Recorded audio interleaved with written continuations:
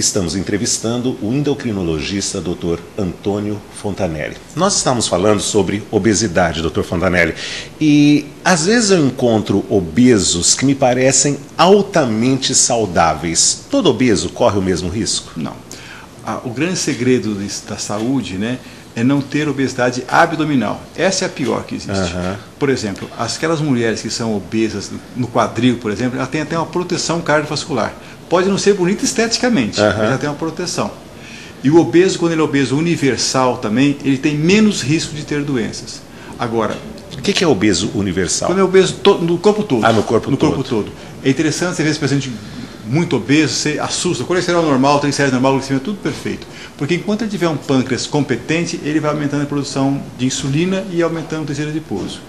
O perigo da obesidade é abdominal. Você vê que as pessoas são magrinhas, eles falam assim, eu sou magrinha, aquela barriga de chope, que ele fala assim, esse é o pior obeso. É o pior, e eu que nem chope tenho e a barriga está aqui. Essa tem que tomar um cuidado maior na barriga, é horrível. Né? Eu queria saber o seguinte, quando a gente fala de obesidade, me lembra açúcar. A primeira coisa que me vem à cabeça é açúcar, chocolate. Qual a relação entre obesidade e açúcar?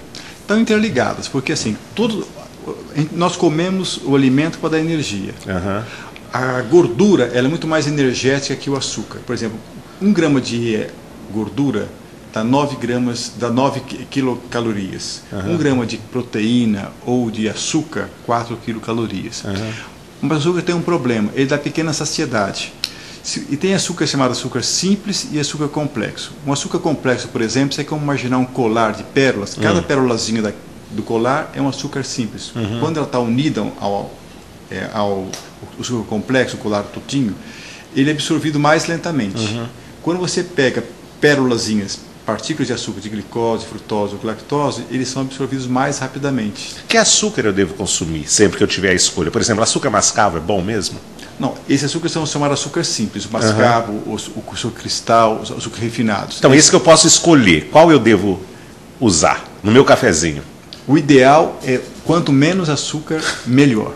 Sei. Se você for usar, por exemplo, o mascavo é melhor que o cristal é melhor que o açúcar mais refinado. Certo. Mas a quantidade, quanto menor, melhor.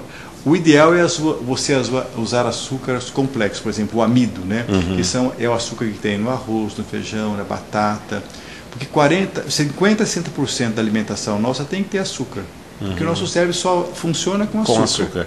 Mas você deveria usar o açúcar simples, que é o açúcar que eu falo, que é a sacarose, que a gente usa para adoçar. Não é açúcar tão bom. Ainda no cafezinho, que tipo de adoçante eu devo usar? Tem umas dicas aí.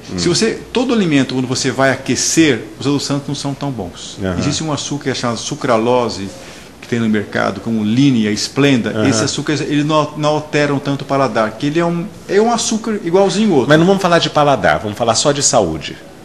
Eles são saudáveis também. E a estévia também, que é um açúcar bastante semelhante. Ele era usado pelos índios daqui da região nossa. Birigui tinha uma produção enorme de estévia também. E ele é 400 vezes mais doce que o açúcar, mas não tem caloria nenhuma. É super saudável também. E qual é a relação entre sono e obesidade? Interessante. Foi feito um estudo na França, que eles pegaram pacientes e 2 grupos. Um dormindo 4 horas e outro grupo dormindo 8 horas. E eles observaram que o grupo que dormia menos, 4 horas, eles aumentavam a produção de grelina, que é um hormônio produzido pelo estômago, e aumenta a vontade de comer. E reduzia a leptina, que dá saciedade. Então, pessoas que dormem pouco têm maior tendência à obesidade. Existem exceções? Existe, mas a tendência é quando você menos dorme, ou a qualidade do sono não muito boa, você também, quando dorme mal, você aumenta a produção de cortisol e adrenalina. Isso também faz com que você aumente o risco de ter obesidade. Porque toda vez que... O ideal é dormir no mínimo 7 horas. Né? E a qualidade do sono é fundamental para a saúde. Existem pacientes, por exemplo, que têm a apneia do sono. O que significa isso? A pessoa dorme e ronca muito, às vezes com vários microdespertares. Cada vez que ele desperta, ele libera adrenalina e cortisol. Então isso também aumenta o risco de obesidade e doenças cardiovasculares. O ideal é ter uma noite de sono tranquilo.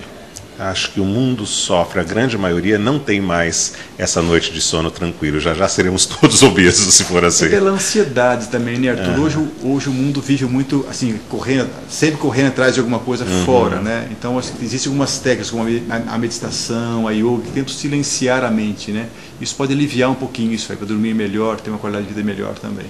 Doutor Fontanelli, eu já ouvi dizer que a obesidade eleva o risco de a pessoa ter câncer. Eleva mesmo? Eleva. Quando você fica obeso, você aumenta a produção de insulina e também existe uma conversão de hormônios pela aromatase de andrógenos e estradiol. E esses hormônios aumentados elevam a tendência a câncer de mama na mulher e o câncer de próstata no homem. Está bem documentado. 19% dos cânceres que tem no nosso país poderiam ser evitados apenas com uma mudança na alimentação e exercício físico.